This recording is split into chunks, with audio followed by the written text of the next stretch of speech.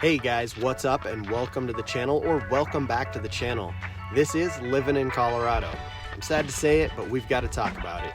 It's about the Denver market housing bubble and how it burst. Stay tuned and we'll check it out.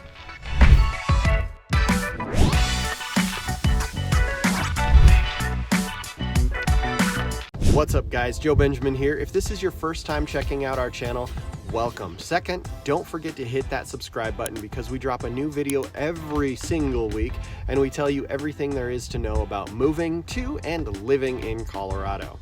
And as always, I am a licensed real estate broker here in the state of Colorado, which means as much as I like making these videos for you, I'd love to help you out with your real estate needs even more. So the phone number that's popping up right here is my phone number. Give me a ring or check me out at greatlifecolorado.com. I'd be happy to answer any questions you have about living in or moving to Colorado. All right, let's get right into it and let's talk about it. Denver's housing market bubble. Has it burst? Yes, I'm sorry to say it, it absolutely has. I know it's controversial, but let's talk about why it burst.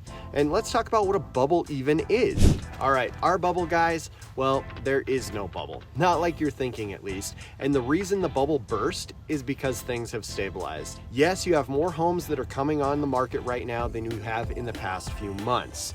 You've also got more buyers that are starting to trickle out because of the increases in interest rates. And as far as things like listings, buyers have more options, which means buyers aren't spending or throwing nearly as much money over asking price onto the homes as they were before. I've said it before and I'll say it again. Late summer to early fall, you just have less buyers by nature out here. It's just from experience. People are in the middle of summer vacations, doing all those summer projects, and in fall, kids are getting back into school and people are trying to settle in for the holidays. Interest rates have climbed, making fewer buyers who can even afford to be in the market right now, shifting the supply and demand curve completely. Now, there's been an increase of homes on the market, so there's still even more options for buyers. Ultimately, buyers don't have to throw as much at that house as they did just 3 or 4 months ago. As far as stabilizing on the side of value, equity value or growth in Colorado is down 10% right now, but we're still going to be in the double digits as far as appreciation for Colorado in 22. We saw 19% growth from January 1st in the first 4 months of the year.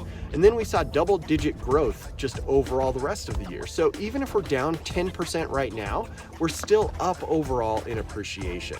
One thing I want to address with you guys specifically is what is a bubble?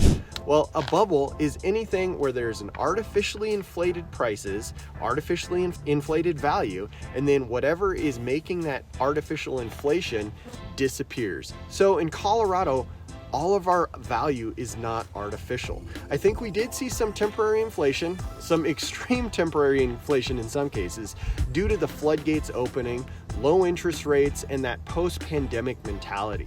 Everybody has been cooped up in their homes, there's low interest rates, there's free money, people are being approved for remote working all across the nation. So you have a ton of people just flooding in from everywhere with opportunities that they wouldn't have otherwise had. A whole bunch of elective moving that they didn't have to do. There's nothing artificial about Colorado's economy. It's extremely strong, our unemployment rates are extremely low, and there's so many people still coming here, even to this day, post-pandemic, because of all of the other amazing things that the state has to offer. Whether that's because you're able to just live in a great place that is Colorado, or they just want to go to a place where you have 4 seasons and the ability to work remotely. There's tons of things for people to do, and people, since they can work remote right now, they can just do what they want. As far as corporations realizing that you can still utilize a remote worker and still have the same productivity, you have a lot of people from the tech industry moving here. You've got a ton of people moving in from Google, Facebook, Oracle, other major aerospace companies. More importantly, people that bought homes in the past year to year and a half that have those amazing interest rates, or bought within the last 2 years, or have ever owned a home and then refi down into those low rates, and now they have that super low interest rate, they don't want to give that up. So until rates go back down, they're not just going to sell their home. They're going to hang on to it and maintain that low rate. So there's not a large amount of homes coming out onto the market. So as far as understanding the bubble, the only bubble we're popping right now is people's understanding that there really is no bubble and there never was. Just identifying what you're talking about and what a bubble is and what's actually going on here in Colorado is really, really important. If we're comparing it to 2008, we just have to understand what was going on in 2008 and what's going on today. Frankly, they're not comparable. So in that sense, there's just not even the same conditions. You have to define what you're talking about and know kind of the factors causing it. If you're still looking to buy this summer, this fall, and even into this winter, you're going to be in a great position because more and more buyers are coming out each month. Interest rates are now stabilizing about where they're going to be for the rest of the year, and we're predicting them to kind of stay that way until at least January 1st. And where they're at is kind of at a pre-pandemic level. Endless free money is not good for the economy. So those interest rates were there to really kind of juice people up, get them back out spending money and getting the economy back going while we were in the pandemic and we were all cooped up. Whether it's good long-term or not, I don't know. You need to talk to someone who's more of a financial expert than I am. We're seeing great things where the economy is heading versus just always wanting the free money and thinking that's going to be the norm. And when it goes away, we think, oh, hey, we're headed into a crash or we're headed into a bubble or we're in some sort of unknown part of this country's history, when in reality, we're just getting back to the same economic strength that we were pre-pandemic. We're far, far, far away from a housing market crash. It has nothing to do with the factors that caused 2008 or anything like it. We're starting to see buyers have that sticker shock of the high interest rates wear off, and on top of that, for the most part, they've started to stabilize, the rates that is. It's right now, it really is an amazing time out there for buyers. Whereas 6 months ago, if you were a buyer coming into Colorado, you probably needed to be prepared to spend 10, 20, or even 25% over asking price on a home, which sometimes is going to put that price over the appraisal value, which means you're going to be bringing funds out of your own pocket or a family member's pocket to closing to contribute to what we call the appraisal gap. So you're having to shell out up to $150,000 or more over asking price and cover the difference in case it doesn't appraise.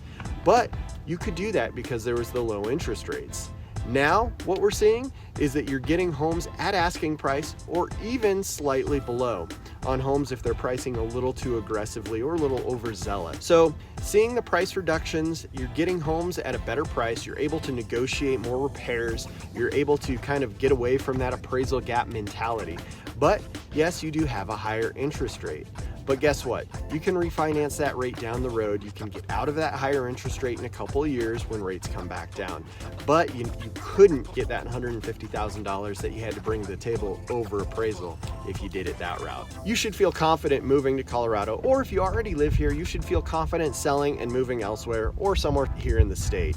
As a reminder, I am a licensed real estate broker, and go to greatlifecolorado.com to get in touch with me. Or if you already live here and you're selling and have options to buy somewhere else or here in the state, you should feel confident there as well. And yes, as a reminder, here is my phone number. I am a licensed broker in the state of Colorado. I love making these videos, but I would love even more to help you out with any of your real estate needs. Thanks again for watching. Until next time, get out there and enjoy your great life here in Colorado. See ya.